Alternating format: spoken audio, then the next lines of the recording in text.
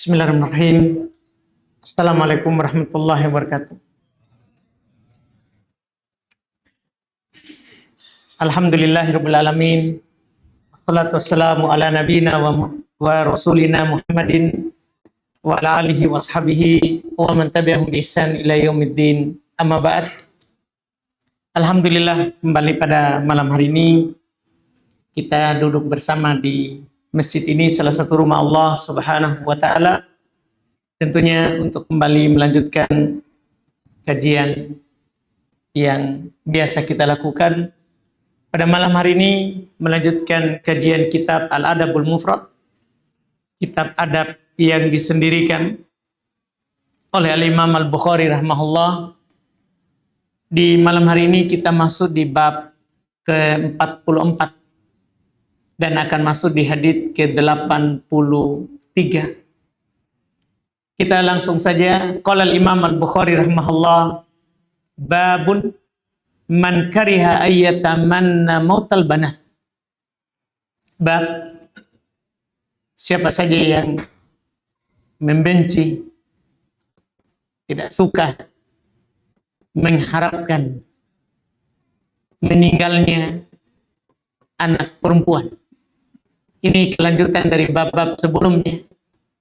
Setelah belum menjelaskan kepada kita bahwa memiliki anak perempuan itu adalah nikmat dari Allah Subhanahu wa taala.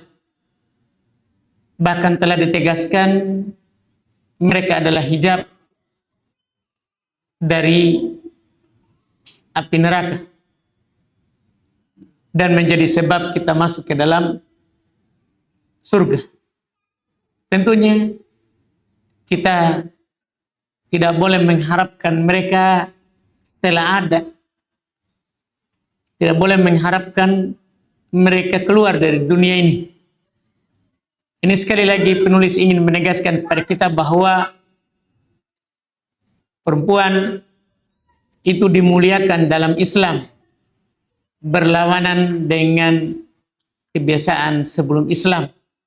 Orang-orang jahiliyah, mereka apabila diberi berita bahwa yang lahir anak perempuan, maka mereka merasa malu. Bahkan di antara mereka ada yang menguburnya hidup-hidup. Datang Islam memuliakan mereka dengan menyampaikan kepada kita sebagai muslim bahwa memiliki anak perempuan itu keutamaan, bukan hal yang membuat kita malu dalam kehidupan dunia ini, sehingga kita seharusnya menjaganya. Tidak boleh bahkan mengharapkan mereka meninggal, keluar dari kehidupan dunia ini. Sini beliau bawakan satu hadis, sebenarnya hadisnya dhaif, tapi kita nanti akan mencukupkan dengan dua ayat di Quran terkait dengan hal ini. Artinya hadisnya secara sanad dhaif, tapi maknanya memang benar adanya. Kata beliau rahimahullah di hadits ke-83, haddatsana Abdullah ibn Abi Syaibah, telah bercerita kepada kami Abdullah ibn Abi Syaibah, yaitu ini guru Imam Bukhari yang terkenal. Dia adalah Abdullah ibn Muhammad ibn Abi Syaibah Ibrahim ibn Uthman Abu Bakar Al-Hafidh, yang beliau adalah rawi yang thiqah. Qala, beliau berkata, haddatsana Ibnu Mahdi, telah bercerita kepada kami Ibnu Mahdi. Ini juga rawi yang terkenal sebenarnya, yaitu Abdurrahman Ibnu Mahdi Abu Sa'id Al-Basri. Beliau dari Imam negeri Basrah, dan dia digelari dengan Al-Imam Al-Hujjah. Sebenarnya tidak ada masalah dengan guru dari Imam Bukhari dan guru dari gurunya. Yang masalah adalah nanti ada yang menghubungkannya dengan Ibnu Umar. Ini nanti menjadi cacatnya. Qala, beliau berkata an Sufyan, dari Sufyan juga tidak masalah. Wan Utsman ibn Harith, Abu Rawa, dari Uthman ibn Harith Abu Rawa, ini cacatnya. Ani ibn Umar, dari Ibnu Umar. Ini Uthman ibn Harith Abu Rawa, iya, la yuraf, tidak dikenal. Dan dalam ilmu periwayatan itu al-qalil yahkum alal katsir.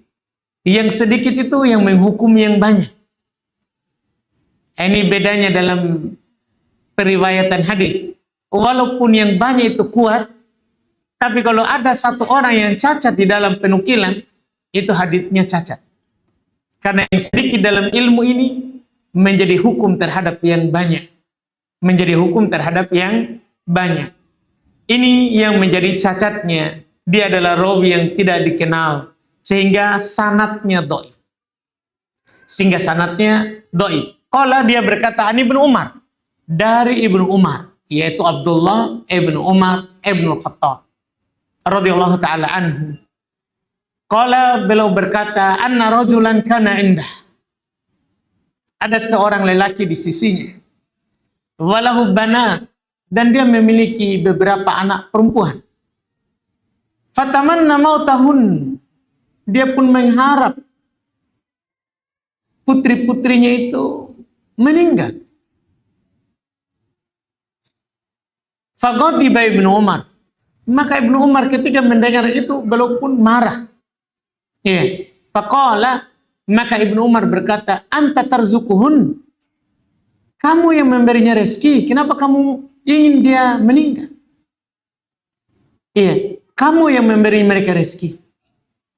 Ini menjadi poinnya, bahwa seorang bapak, seorang ibu, bagaimanapun itu putrinya, walaupun mungkin ribu di atas, tidak boleh kita mendoakan kecelakaan untuknya.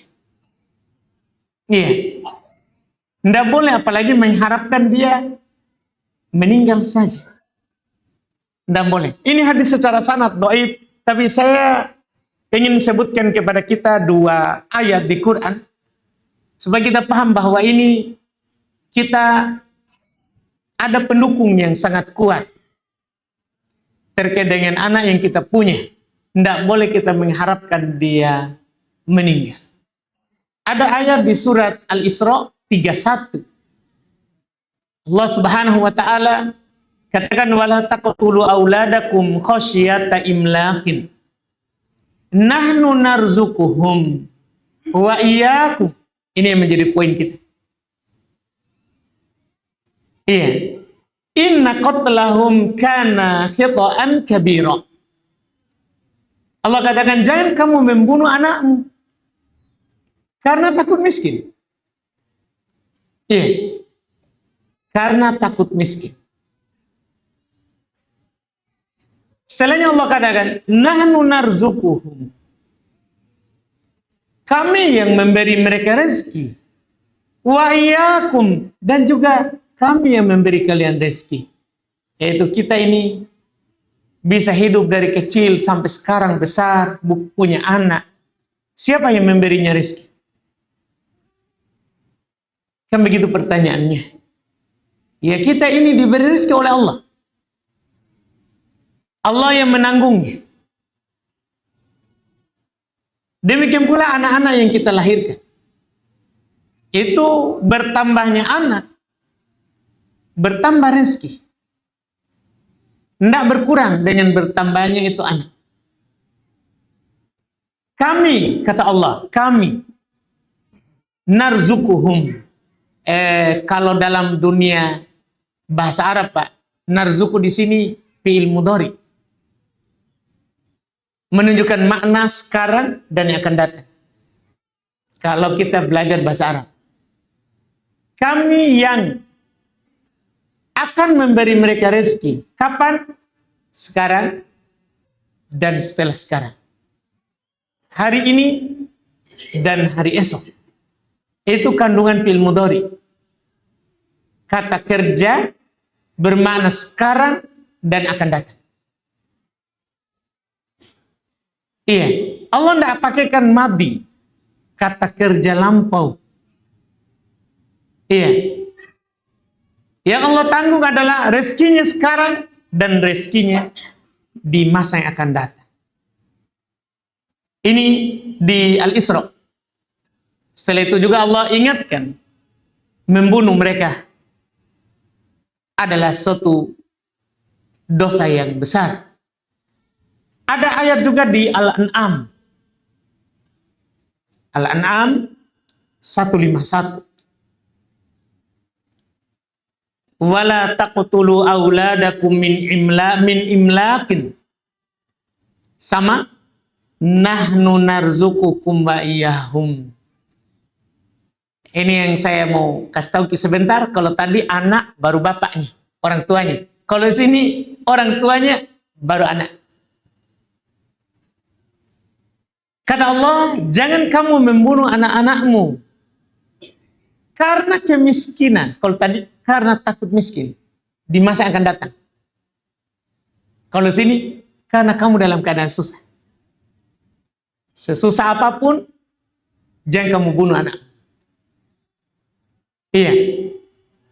Nahnu narzukukum, didahulukan orang tua.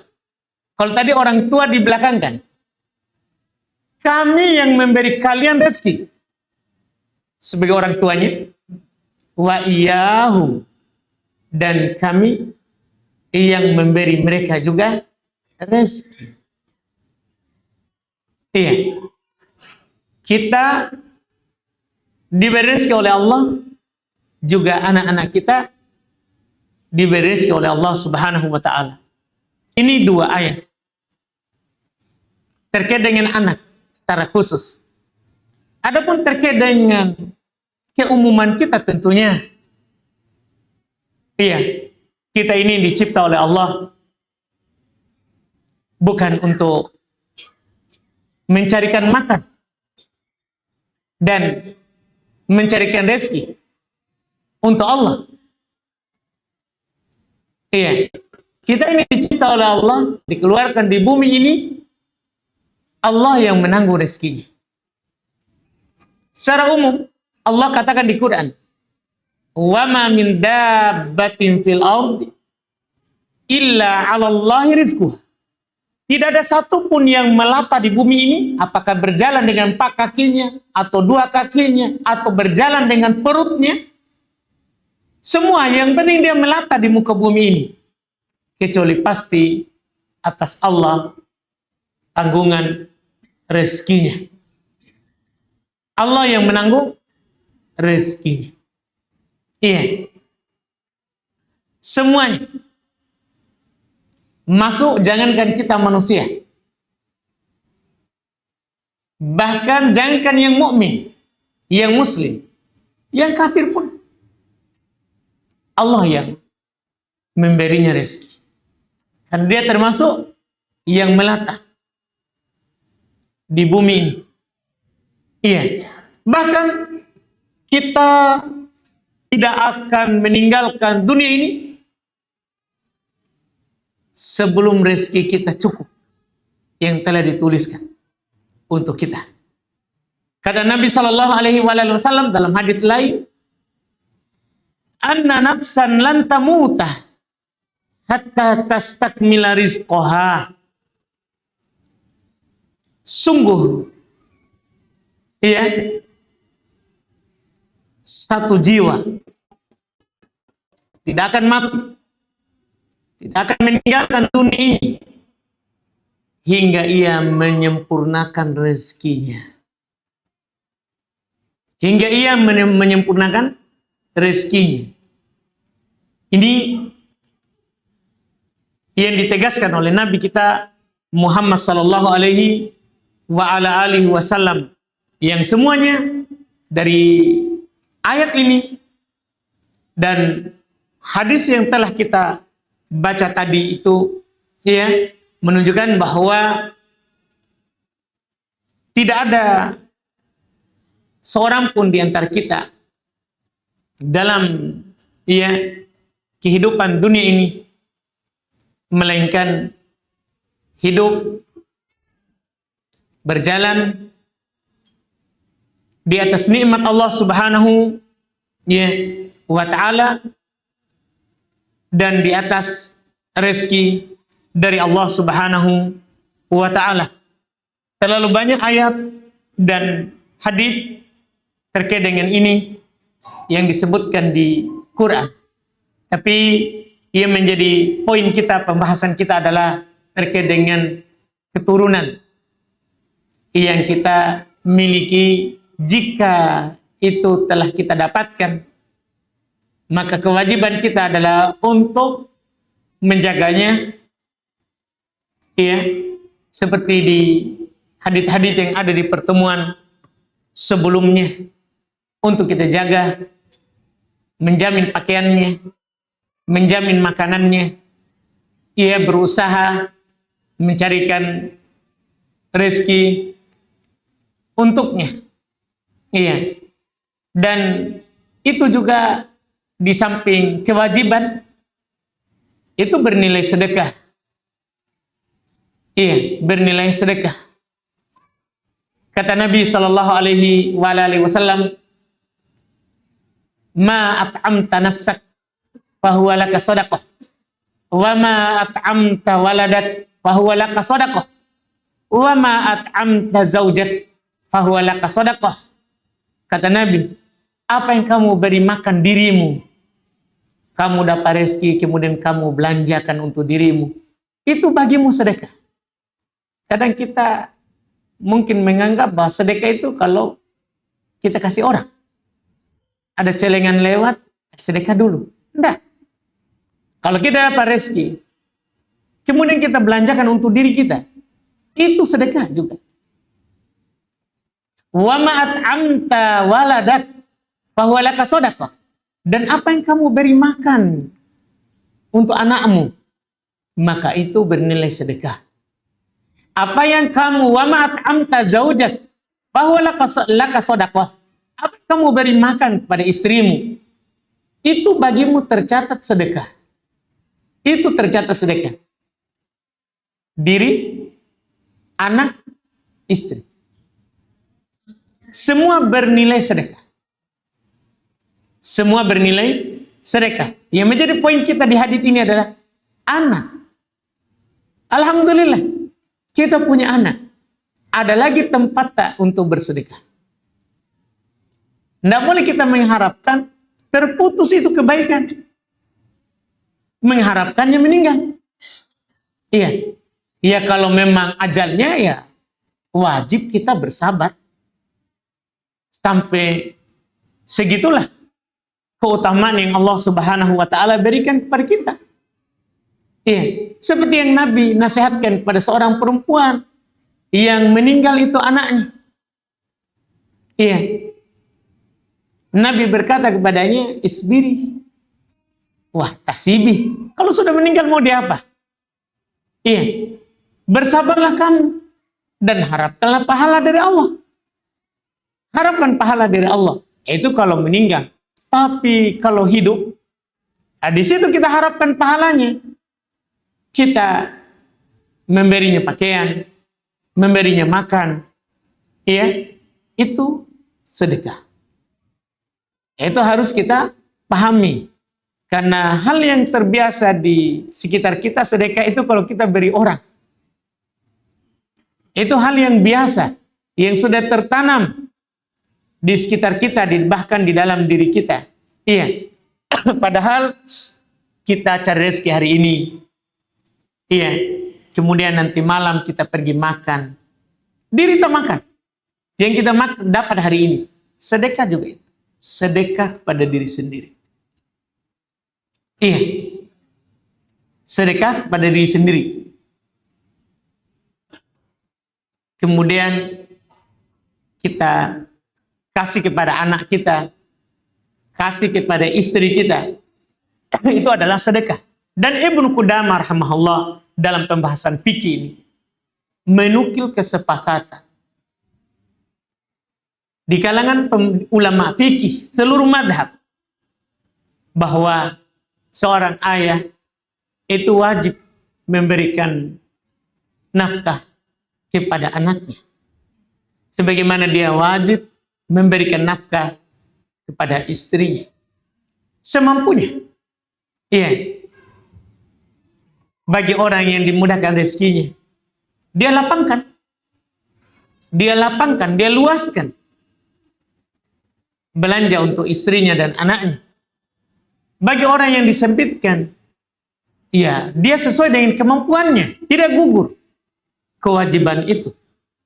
Allah Subhanahu wa taala berfirman, liyunfiq dzu sa'atin min sa'atihi wa man qudira 'alaihi rizquhu falyunfiq mimma ataahu Allah. La yukallifullahu nafsan illa ma ataha. Hendaklah orang yang memiliki kelapangan itu menafkahi keluarganya, istrinya dan anaknya sesuai dengan kelapangannya. Dan siapa yang disempitkan rezekinya, hendaklah dia berinfak juga sesuai dengan apa yang Allah Subhanahu wa taala berikan kepadanya. Allah Subhanahu wa taala katakan tidak akan membebani seorang kecuali dengan apa yang Allah berikan kepadanya. Iya, di sini Allah tidak katakan Allah tidak membebani seorang kecuali dengan apa yang dia punya, bukan. Allah tidak akan membebani seorang kecuali dengan apa yang Allah berikan kepadanya. Jadi apa yang Allah berikan itu kita berikan kepada keluarga kita, pada anak dan istri kita. Ya, pada anak dan istri kita. Ini yang seharusnya.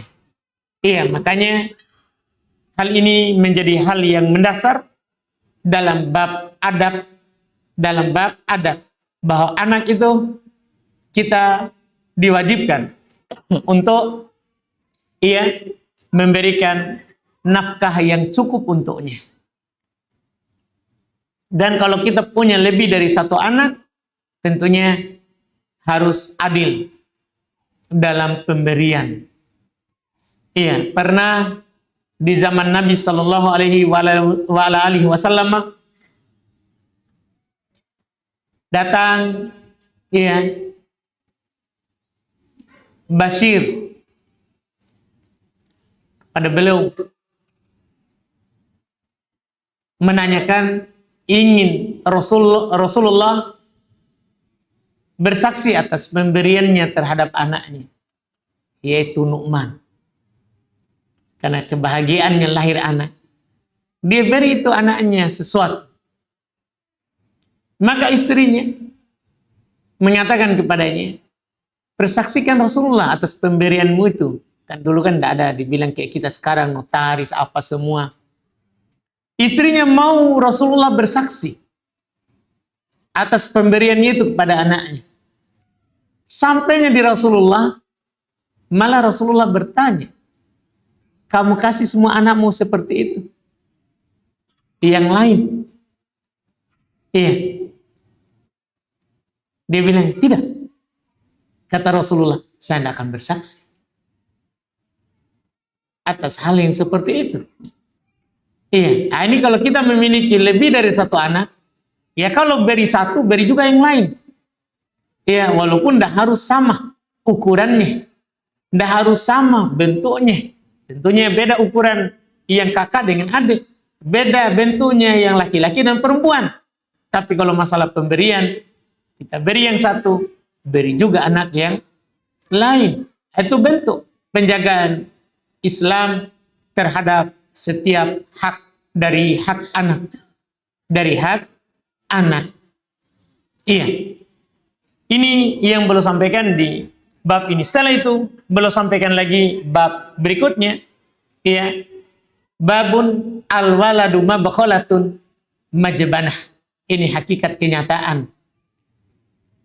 Bab kata beliau, anak itu mabkhalah. Membuat kita kikir.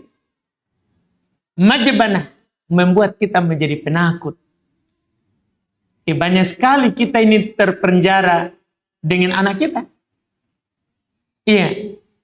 Banyak kita kadang mau berbuat baik, tapi pikir lagi anak. Wah, nanti anakku ke depan.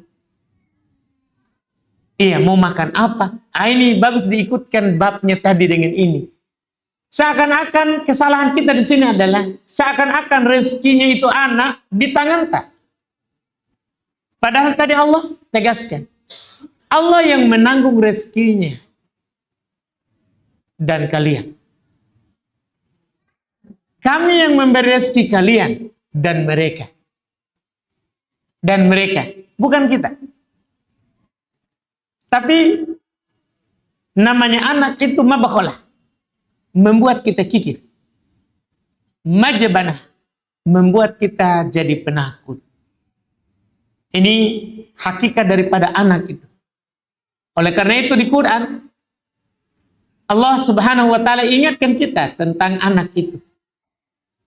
Iya, bahwa mereka adalah musuh sebenarnya. Maka fahdharu, hati-hati dari mereka. Iya, kadang menjadi musuh kita dalam berbuat baik. Membuat kita mundur. Membuat kita kikir. Di sini beliau sampaikan hadits, ya ada 2 hadits yang beliau sampaikan di sini. Rahimahullah, kata beliau, haddatsana Abdullah ibn Saleh. Dan 2 hadis ini hadis yang sahih, alhamdulillah. Telah bercerita kepada kami Abdullah ibn Saleh. Qala haddatsani Al-Laits. Beliau berkata telah bercerita kepada kami Al-Laits. Qala kataba ilayya Hisham. Beliau berkata telah menulis kepadaku, mengirim surat kepadaku Hisham an abihi, dari bapaknya. Itu Hisham ibn Urwah, an abihi, dari bapaknya, dari Urwah. Qala an Aisyah radhiyallahu taala anha, dari Aisyah radhiyallahu taala anha, qalat, beliau berkata, qala Abu Bakar yauman. Abu Bakar suatu hari berkata, itu ayahnya, wallahi ma ala wajhil ardi rajulun ahabbu ilayya min Umar. Demi Allah, tidak ada di atas permukaan bumi ini seorang lelaki yang paling saya cintai dibandingkan Umar. Tentunya setelah meninggal Rasulullah. Karena setelah meninggal Rasulullah, terbaik setelah Abu Bakar adalah Umar. Maka orang yang paling beliau cintai adalah Umar. Iya, adalah Umar. Dan ini para sahabat seperti itu. Mereka saling mencintai sesamanya. Cinta karena Islam. Karena mereka pernah dikasih kabar gembira oleh Nabi. Gara-gara ada seorang datang kepada Rasulullah yang mengatakan kepadanya, Rasulullah bertanya kepada Rasulullah, kapan itu hari kiamat? Tapi Nabi bertanya balik kepadanya, apa yang kamu siapkan? Dia bilang, saya tidak menyiapkan amalan yang besar seperti Abu Bakar, seperti Umar. Pokoknya saya tidak siapkan amalan-amalan besar, tapi saya cinta kepada Rasul. Saya cinta Rasul, saya cinta Allah dan Rasul. Kata Nabi, anta ma'aman ahbabta. Kamu akan bersama orang yang kamu cintai. Kata Anas sebagai pelayan Nabi, kami tidak pernah bahagia seperti sebahagianya kami hari itu. Karena semua kami tidak mampu beramal seperti Abu Bakar. Tapi kami mencintainya. Siapa yang bisa mengalahkan Abu Bakar? Umar saja pernah suatu hari mau mengalahkannya. Dia bawa setengah hartanya. Tapi ternyata Abu Bakar dia bawa seluruh hartanya. Tidak ada yang bisa mengalahkannya. Tapi kita bisa mendapatkan keutamaan bersama mereka kalau kita mencintainya. Karena seorang akan bersama yang dia cintai. Hati-hati dalam mencintai. Yang kita cintai harus orang baik. Cintai para sahabat. Iya. Oleh karena itu Nabi SAW katakan, la yuhibbuhum illa mu'minah. Tidak ada yang mencintai sahabat kecuali pasti mukmin. Karena sahabat kan, bayangkan kalau kita cinta Abu Bakar, pasti kita surga. Karena Nabi katakan Abu Bakar fil jannah. Abu Bakar akan berada di surga. Kalau kita cintai Umar, Umar fil jannah. Kalau kita cintai Uthman fil jannah. Nabi yang bilang begitu. Mereka sudah diberi kabar gembira surga, padahal dia masih hidup. Iya, di atas bumi. Dengan mencintai mereka, kita akan masuk ke dalam golongan mereka. Ke dalam golongan mereka. Maka di sini Abu Bakar mengatakan bahwa tidak ada di bumi ini, di atas permukaan bumi ini yang saya cintai melebihi Umar. Falamma kharaja wa raja, tatkala dia pergi dan kembali setelah itu, faqala kaifa halaftu ay bunayyah. Dia bertanya balik pada Aisyah, bagaimana tadi saya katakan, wahai putriku? Fakultulah, faqala, saya pun berkata kepadanya apa yang dia bilang tadi, a'azzu alayya. Faqala, seperti yang persis yang dia bilang tadi, maka Abu Bakar bilang a'azzu alayya. Dialah orang yang paling saya suka, paling saya cintai. Wal waladu alwat. Dan anak itu alwat. Iya, dia lebih melekat di hati. Sebenarnya Umar paling saya cintai, tapi anak itu lebih melekat di hati. Iya, dia ulangi yang kedua. Setelah kembali, ternyata anak lebih melekat.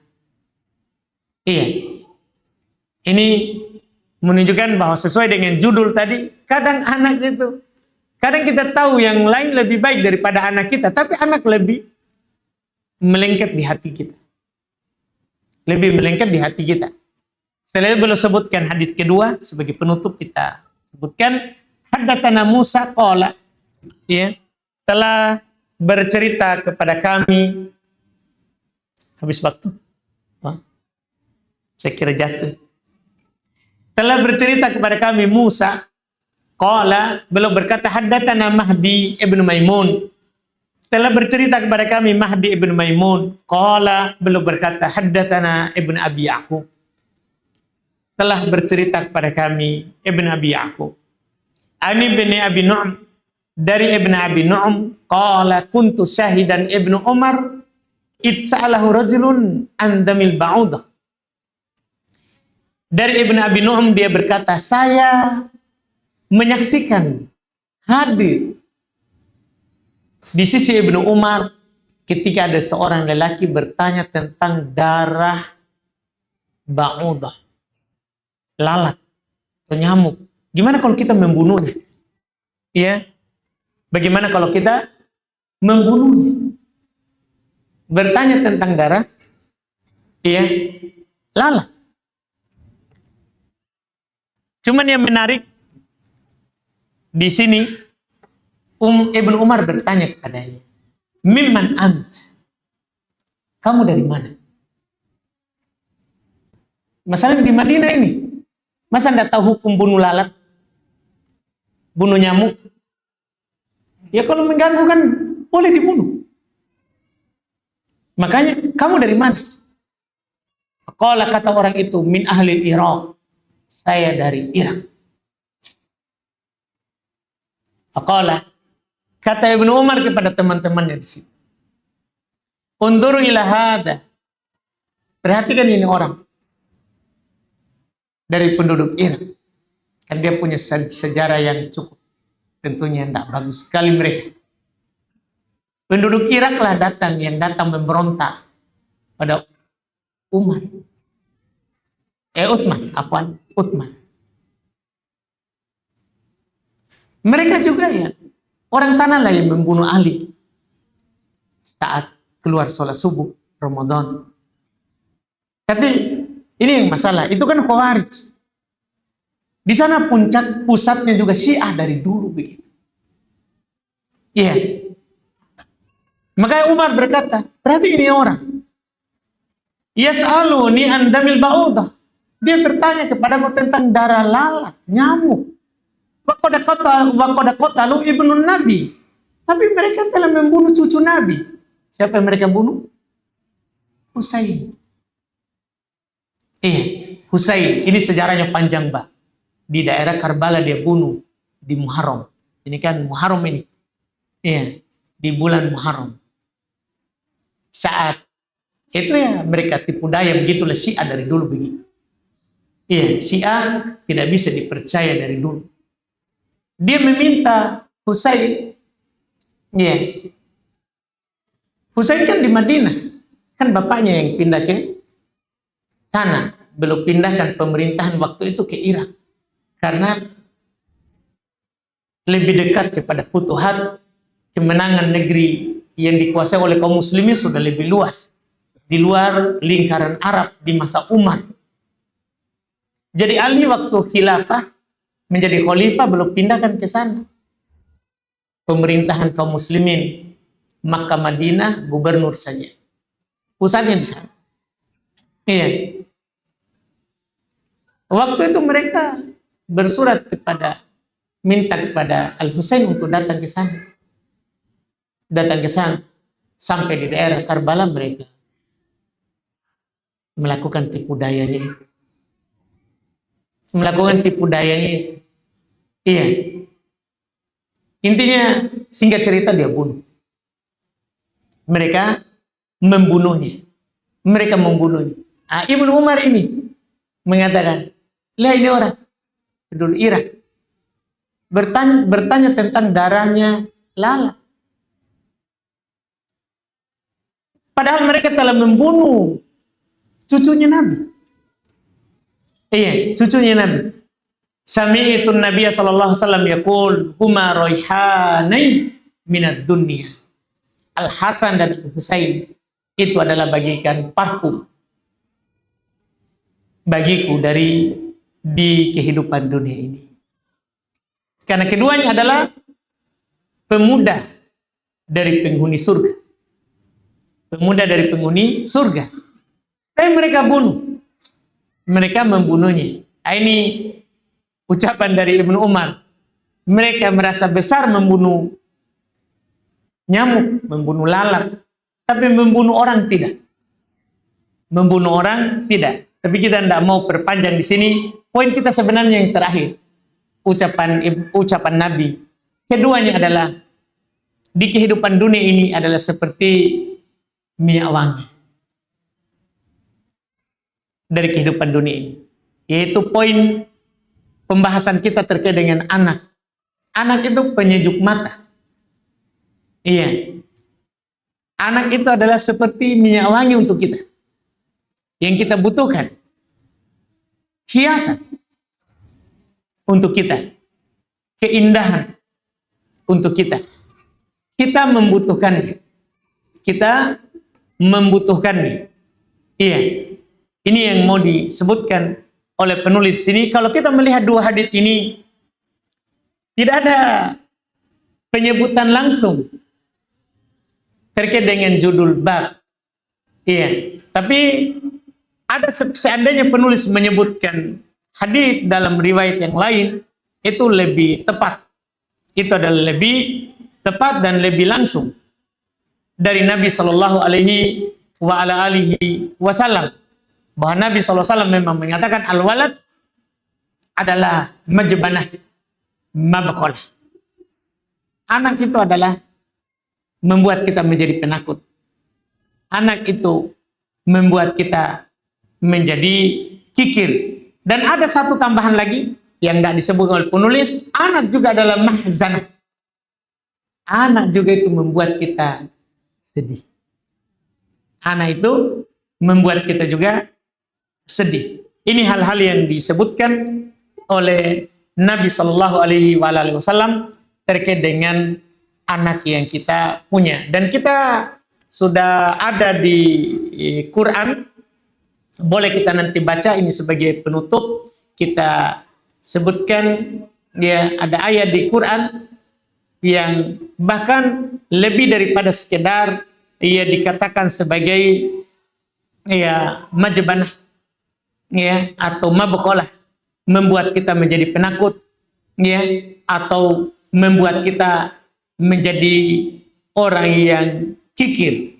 Bahkan di Quran menyebutkan bahwa anak itu lebih daripada itu. Lebih daripada itu. Kita bisa baca ya, ayat dalam surat At-Taghabun ayat 14. Allah berfirman, ya ayyuhalladzina amanu, wahai orang-orang yang beriman. Kita dipanggil khusus di sini. Inna min azwajikum wa auladikum aduwwan lakum fahdharuhum. Ini di 14. Wahai orang-orang yang beriman, sungguh di antara istri kalian dan anak kalian musuh bagi kalian. Jadi sini musuh. Di hadits membuat kita kikir, membuat kita menjadi penakut, membuat kita bersedih. Di ayat disebutkan aduwan lakum, musuh bagi kalian, fahdaruhum, maka hati-hatilah dari mereka. Di 15 digandengkan dengan harta. Kalau di 14 digandengkan dengan ibunya. Iya, ibu dan anak musuh kita. Hati-hati darinya. Di 15 digandengkan dia dengan harta. Allah berfirman, innama amwalukum wa auladukum fitnah. Ini bisa dikatakan keempat ini. Membuat kita kikir, membuat kita penakut. Musuh, keempat sekarang. Innama amwalukum wa auladukum fitnah. Sungguh, harta kalian dan anak-anak kalian adalah fitnah. Coba. Fitnah di sini bermakna bala, ujian. Ini disebutkan di ayat ini. Wallahu indahu ajrun azim. Dan Allah di sisinya ada pahala yang sangat besar. Ini hal-hal yang terkait dengan anak. Wallahu alam, kita cukupkan. Insya Allah kita lanjut lagi nanti bab berikutnya di pertemuan yang akan datang. Wallahu alam.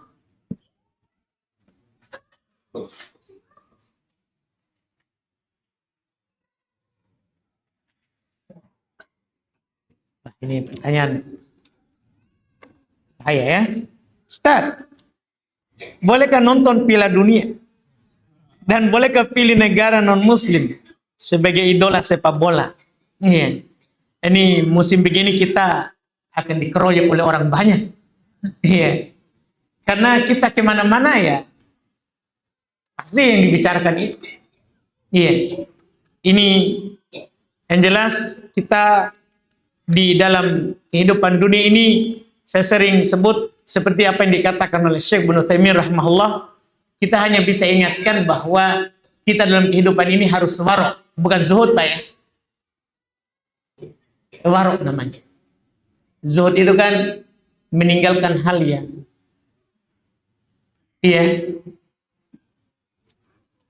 membahayakan dunia kita. Kalau warok, ya akhirat kita. Kalau warok, meninggalkan hal yang dikhawatirkan, membahayakan akhirat. Kita hanya bilang begitu saja. Kalau memang membuat kita membahayakan akhirat kita, kita tinggal. Artinya, kadang susah saya bilang, jangan makin nonton. Kan begitu. Tapi kalau kita gara-gara nonton, nggak sholat subuh mungkin. Gara-gara kalau saya sholat subuh ini, wih, lumayan 5 menit. Pulang-pulang nggak dilihat golnya. Kan agak susah. Ini yang saya mau ingatkan Pak. Agak sulit kalau di musim begini kita langsung bilang, jangan makin buka apa-apa. Sementara sekarang biar di kantong tak ada aja. Ada YouTube, ada ini. Susah. Yang jelas kita harus warok. Warok itu meninggalkan hal yang mengkhawatirkan, membahayakan akhirat. Jika kita lihat, bahaya bagi akhiratku ini, tinggalkan kita. Tinggalkan. Iya. Kita tidak bisa bilang, jangan makin nonton begitu. Agak sulit ini. Apalagi orang lagi, wah anu-anunya ini. Kayaknya dalam hal ini, walaupun ini agak aneh mungkin, tapi saya pernah baca di Syekh Utsaimin, kalau ada orang merokok, biasa merokok 2 kotak, bilang saja, coba maki dulu sekotak. Padahal bisa saja kita bilang, ya maki, tinggal kami 2 kotak langsung. Tapi kan, kalau orang yang terbiasa, itu kan susah kalau kita bilang begitu. Iya, makanya kalau tidak bisa dibilang, tinggalkan, jangan nonton, kita bisa bilang, kurangi. Kurangi. Dan kita hanya bisa bilang, kalau mulai membahayakan akhirat tak, tinggalkan. Kalau mulai membahayakan akhirat tak, tinggalkan. Karena kita tidak hidup lama, kan begitu. kita tidak hidup lama. Iya, wallahualam. Ustaz, misalnya kita memiliki emas 30 gram dan kita juga memiliki uang misalnya 50 juta. Apakah jika mau bayar zakat kita hitung juga harga dari emas tersebut? Enggak, emas tak hitung harga. Emas itu gramnya. Jangan harganya. Emas itu gramnya. Ini emas tak belum dapat nisab. Karena nisabnya emas adalah 20 dinar. 20 dinar itu ukuran dulu, ukuran sekarang digeramkan menjadi 85 gram. Kalau kita sudah punya 85 gram, maka mencapai nisab. Kalau belum, maka tidak sampai nisabnya. Iya, nisabnya. Tidak sampai nisabnya. Jangan dihargai. Emas pakai gram. Rupiah baru.